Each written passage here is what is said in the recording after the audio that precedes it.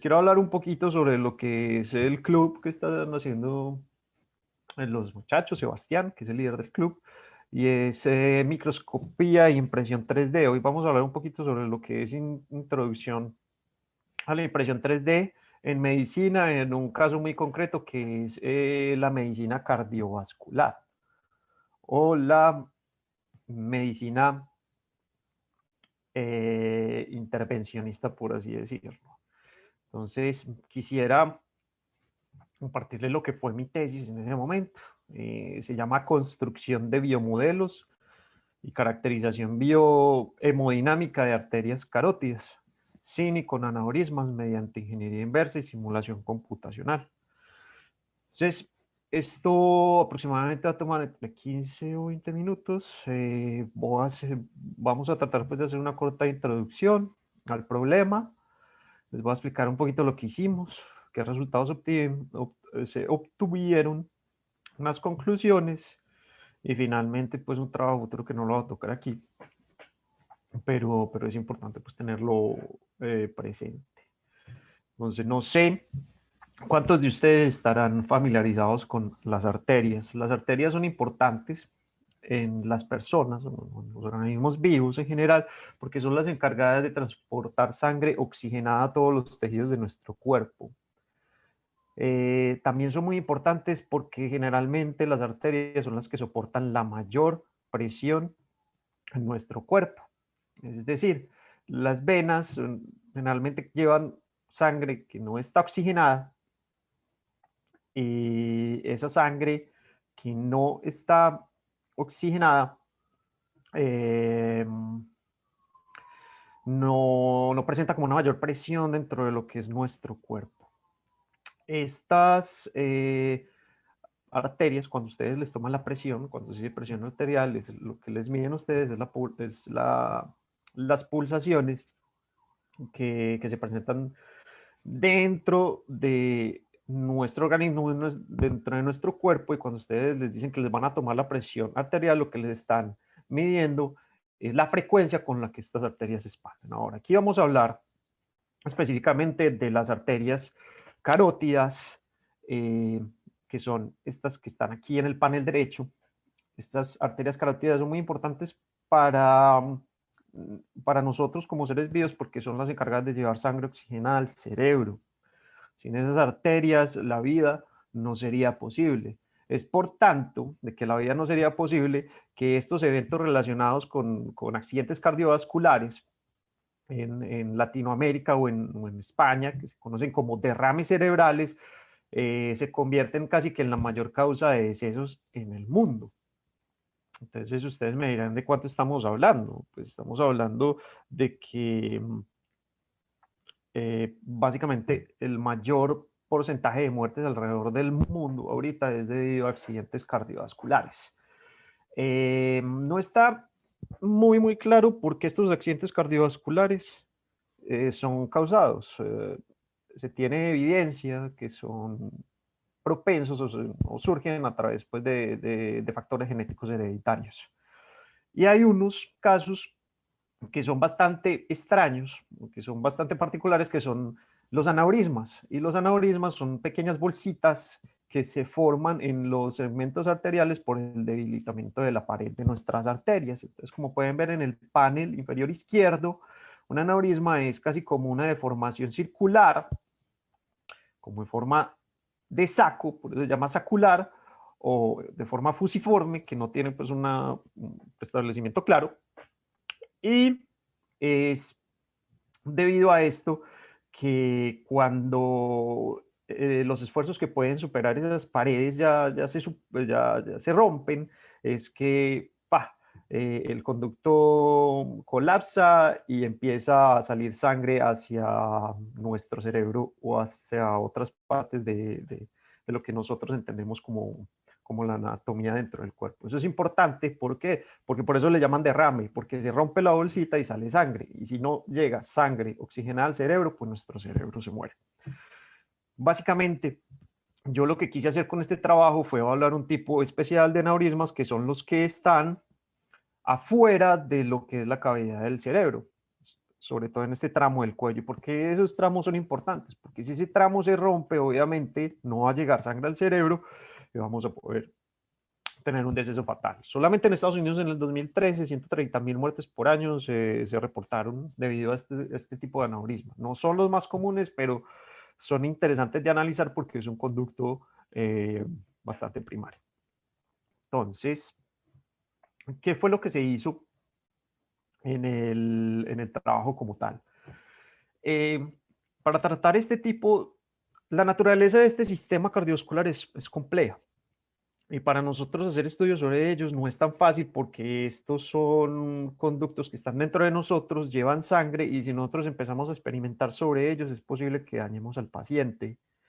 Entonces un estudio in vivo, que son los estudios que se llevan a cabo con personas vivas, no son viables porque modificar o tocar estas arterias, si nosotros las pinchamos, pues corremos el riesgo de que las personas puedan sufrir accidentes o un deceso. Como alternativa a esto, se presenta algo que es muy importante y es la fabricación de biomodelos físicos. Y aquí es muy importante lo que estábamos hablando de impresión 3D y algunas cosas que van a ver con Sebastián, de cómo convertir imágenes DICOM a sólidos STL para luego poderlos llevar a un programa como, como Inventor, como el que les estaba hablando Rafael, como otros programas para hacerlos sólidos y poder diseñar dispositivos médicos basados en este tipo de geometrías. Pero es muy importante no solamente saber que los podemos imprimir y que los podemos fabricar de alguna forma nosotros, tenemos que saber computacionalmente, mejor dicho, tenemos que saber cómo se comportan físicamente estos sistemas. Y hay dos formas de saber cómo se comportan físicamente estos sistemas a través de una prueba donde cojamos estos segmentos arteriales y podamos evaluar velocidades de flujo, volumen de flujo, presiones de flujo sobre estas paredes arteriales. Y la otra, que es una alternativa también bastante interesante, es utilizar simulación computacional, que se refiere a una técnica matemática donde construimos un modelo discreto, es decir, que no es continuo. Piensen en modelos discretos como unas escaleras, es decir, no tienen una forma continua, sino que tienen una forma fragmentada. Estos modelos discretos nos van a permitir describir de alguna forma toda la matemática que hay detrás de lo que es el flujo de sangre, nuestros segmentos arteriales. ¿Y por qué les estoy hablando de esto? Porque hoy en día es muy importante la simulación quirúrgica. ¿Para qué? Para que no afectemos al paciente y podamos de alguna forma resolver todas esas preguntas o esos cuestionamientos que surgen a través de, bueno, ¿qué pasa si ponemos un aneurisma en esta parte de la arteria? No podemos hacer eso con un humano, no podemos hacer eso con un animal, entonces tratemos de hacerlo con un modelo computacional o con un modelo que utilice modelos físicos.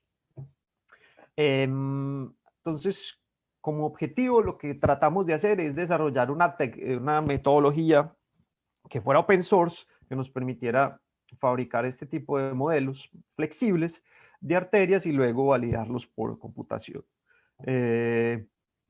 Por mecánica computacional, utilizando estos modelos discretos que les di. Ahora, ¿qué fue lo que hicimos? Esto probablemente es algo que van a ver durante la clase porque sé que parte del syllabus que Sebastián está tratando aquí es utilizar estos paquetes de softwares que les voy a mostrar aquí. Una imagen DICOM, básicamente, es una imagen médica que es importante porque tiene una resolución hasta de 16 bits donde podemos ver diferentes tipos de grises. Entonces eso nos permite ver muchos detalles dentro de esas imágenes. Y esas imágenes se pueden obtener ya sea por rayos X, por resonancia o por tomografía. En este caso, la diferencia entre rayos X, tomografía y resonancia es que los resonadores y los tomógrafos pueden tomar diferentes rayos X en diferentes ángulos, con diferentes distancias, y eso nos permite tener una serie de imágenes, o sea, nos permite tener un volumen. Tenemos una dimensión N, tenemos una dimensión M, y a la final tenemos una dimensión D, que imaginen como si fuera que estoy haciendo como una especie de apilamiento de imágenes. ¿Por qué es importante eso? Porque cuando puedo apilar imágenes utilizando algoritmos de reconstrucción matemática, yo puedo obtener modelos virtuales como el que vemos aquí en el panel superior derecho, que esto es un modelo virtual, es una malla de puntos basados en una identificaciones de regiones de interés o en la imagen que, como están apiladas, entonces se van a reconstruir en un sólido 3D.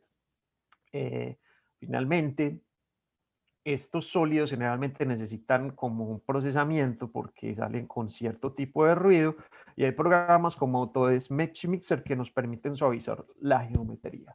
Entonces es importante que tengan en cuenta que una vez que nosotros reconstruimos un sólido virtual a partir de una imagen, sea Daikon o otro tipo de imágenes, esto lo podemos suavizar con programas de suavizamiento de malla o suavizamiento de puntos. ¿Por qué es importante tener esto suavizado? Porque hay funciones dentro de Fusion 360 que probablemente van a ver, que es algo que se llama ingeniería inversa o el manejo de splines, y es cómo a partir de esta geometría, que es una nube de puntos, vamos a obtener un sólido que nos va a permitir de alguna forma no solo poder simular nuestra geometría computacionalmente, porque lo necesitamos así, sino construir un molde, porque podemos hacer operaciones booleanas con esto para inyectar un material flexible que nos permita recrear lo que tenemos en nuestra geometría virtual. Entonces, finalmente les quiero mostrar esto, y es que a partir de unas imágenes Daikon que obtuvimos de un paciente como tal, pudimos obtener un sólido en IGS. Cuando hablo de sólido, ya no es una nube de puntos, sino que es un conjunto de superficies bastante similar a lo que es la arteria carótida. Y aquí las dimensiones estaban un poquito escaladas porque necesitábamos hacer una validación experimental que les voy a mostrar más adelante en qué consistió. Y finalmente, ¿por qué estábamos haciendo todo esto? Porque queríamos evaluar en este tramo arterial si podíamos poner un aneurisma en cualquiera de las ramas del callado aórtico, sea la principal, sea la interna o la externa, que son estas tres ramas que ven aquí. Esto es importante, ¿por qué? Porque ya se los mencioné anteriormente. A un ser vivo no le podemos hacer esto, o si lo vamos a hacer es muy complicado y muy costoso hacerlo. Entonces, ¿cómo fue el proceso? Una vez teníamos este modelo virtual, utilizamos impresión 3D para fabricar un molde que nos permitía obtener una geometría real. ¿Por qué hicimos el molde? Porque generalmente la impresión 3D, algunos materiales de impresión 3D, no de bioimpresión, sino de impresión 3D, son muy rígidos, y las paredes, nuestras arterias, no son tan rígidas, tienen cierto grado de flexibilidad. Resulta que hay un material que se llama el polivinil alcohol que presenta propiedades muy, muy parecidas a lo que son como la resistencia de nuestras arterias.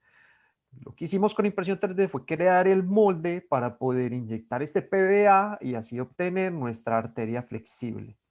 ¿Y cuáles fueron los resultados que obtuvimos de esto?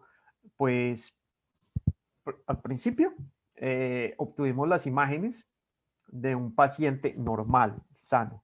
Estas son imágenes Daikon de un paciente real que nos las donó un instituto de Medellín. Finalmente hicimos la reconstrucción 3D de la arteria carótida. Aquí hacemos pues la segmentación.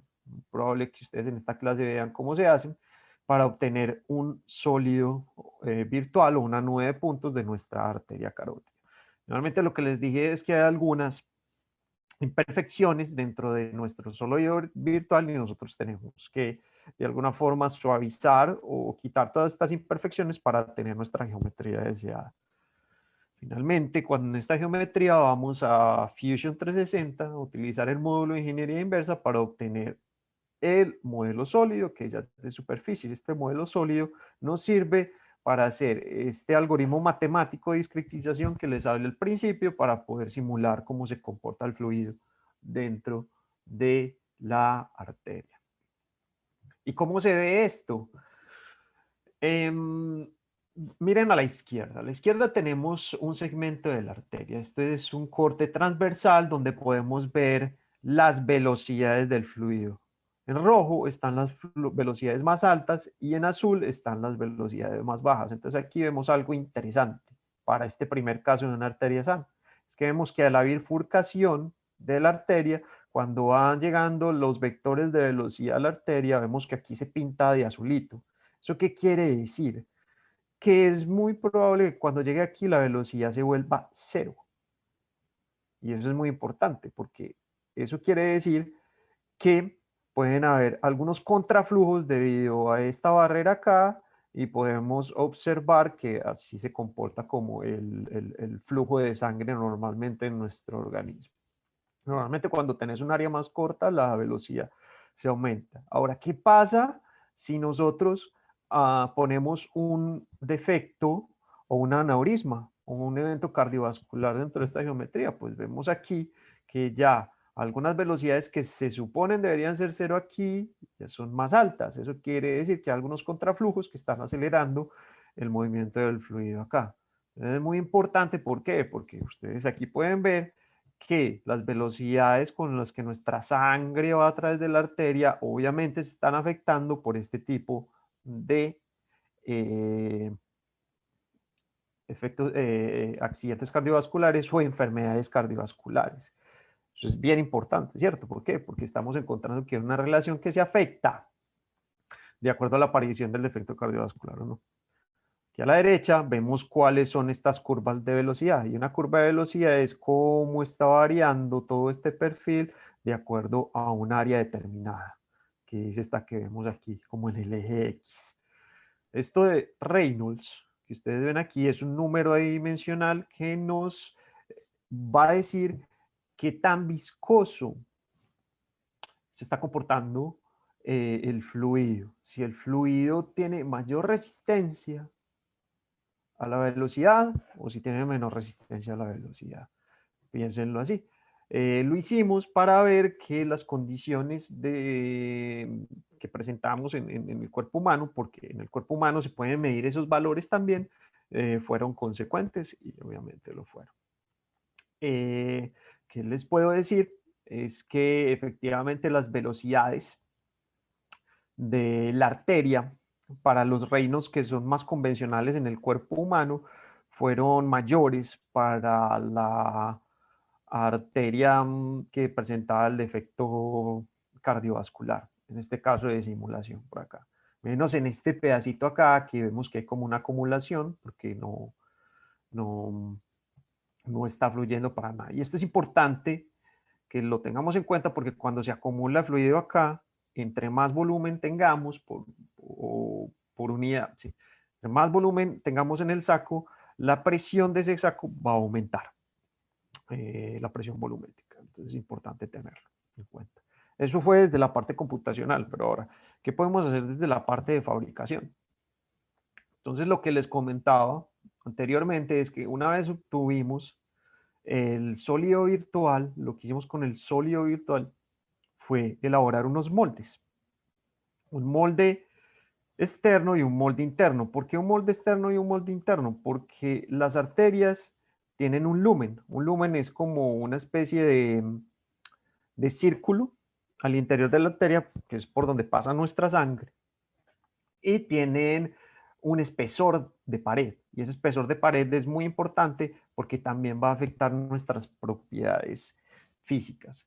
Es importante tener en cuenta porque al principio les hablé de que cuando se supera la presión de pared sobre las arterias es posible que hayan rupturas y hayan fugas a través de nuestro conducto y eso puede desencadenar en una muerte o en un evento adverso. Entonces lo que hicimos aquí fue básicamente coger el molde interno, cubrirlo de una malla de algodón y funcionalizar y rociarlo o pintarlo con PVA y después de pintarlo, rociarlo con PVA, metíamos una manguerita aquí para inyectar el restante PVA y el resultado fue este, un modelo de arteria carótida completamente real, o realista, que nos permitía de alguna forma testear o entrar aquí un fluido, en este caso agua, podría ser, o una combinación de agua con glóbulos rojos, para hacer una modelación realista de lo que era como el tejido que estábamos haciendo acá. Entonces, si ustedes ven acá, esto luce como una arteria, como tal, y es bastante interesante, como una arteria carótida. Entonces, lo que les quiero mostrar en los siguientes dos videos es esto. El primero es este.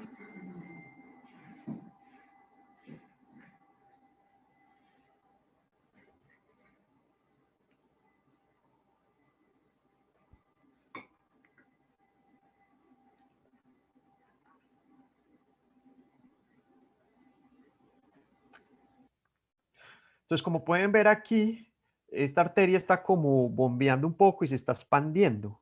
Entonces, imagínense que esto es lo que está pasando dentro de su cuerpo, pero ahorita lo podemos ver gracias a tecnologías como la modelación, la impresión 3D, Fusion 360, 3D Slicer, y lo podemos ver. Ahora, ¿cómo hacemos para ver cómo se está comportando el fluido dentro, que es lo que queremos ver, porque en teoría lo queremos comparar con nuestro modelo computacional? Hay diferentes técnicas. Una de las técnicas que nosotros tenemos para hacerlo es el ultrasonido. No sé cuántos de ustedes han tenido la oportunidad de ir a hacerse un ultrasonido, pero un ultrasonido lo que te dice es a través de un reflejo de un medio sólido, a través de una sonda, en este caso pues la sonda de ultrasonido, eh, envía un pulso, una señal mecánica, y esa señal mecánica va a rebotar contra el medio físico y ese medio físico va a devolver una imagen o va a devolver una señal. Esa señal se transduce y podemos armar una imagen a través de eso. ¿Y cómo se ve? Se ve así. No sé si están viendo que aquí hay como unas especies de partículas. Bueno, esas partículas nos sirven para utilizar esta técnica de ultrasonido. ¿Y por qué es importante? Porque estas partículas que están suspendidas en agua van en la dirección y van a viajar en la misma dirección y con la misma velocidad que está viajando el agua. Entonces es una forma de ver lo que está pasando dentro de nuestro organismo. Esta técnica es utilizada convencionalmente para mirar también eh, pulsatilidad en arterias carótidas en pacientes normales. Cuando ustedes van al médico, hay algunos médicos que mandan una cardioecografía para ver cómo se están comportando esos volúmenes dentro del cuerpo. Eh, las conclusiones que tengo que compartir a través de este trabajo es que es posible implementar metodologías de herramientas de software libre, como los que están viendo en este curso, para obtener estos modelos en 3D a partir de imágenes médicas. Y con esto, con estos modelos, ustedes pueden ya jugar con estos modelos. No pueden jugar con el paciente, pero con estos modelos pueden jugar. Así que ustedes pueden diseñar cualquier tipo de accidente cardiovascular que se les ocurra. Y no solamente el tipo de accidente. Ya cuando tengan el tipo de accidente, ustedes ahí pueden empezar a diseñar el dispositivo médico. En este caso puede ser un implantable que permita de alguna forma reparar o hacer la vida de esta persona que tiene esta enfermedad muchísimo mejor. O sea, no solamente es para producir el efecto, sino también para producir una posible solución.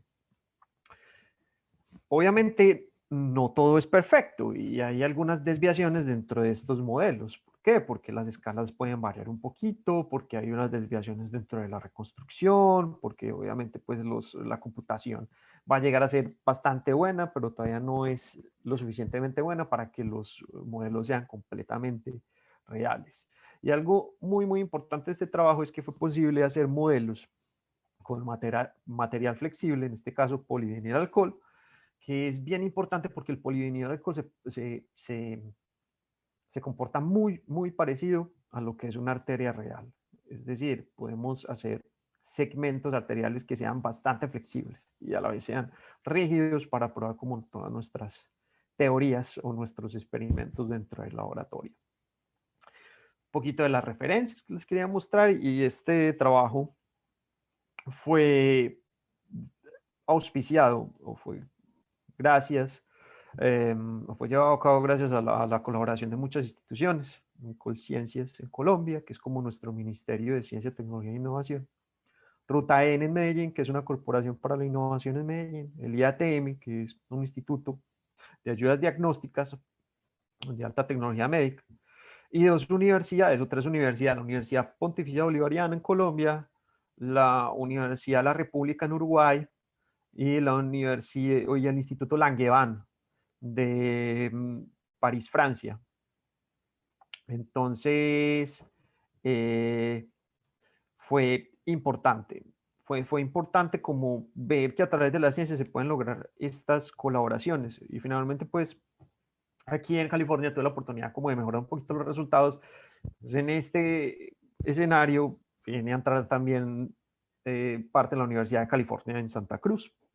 Y bueno, esto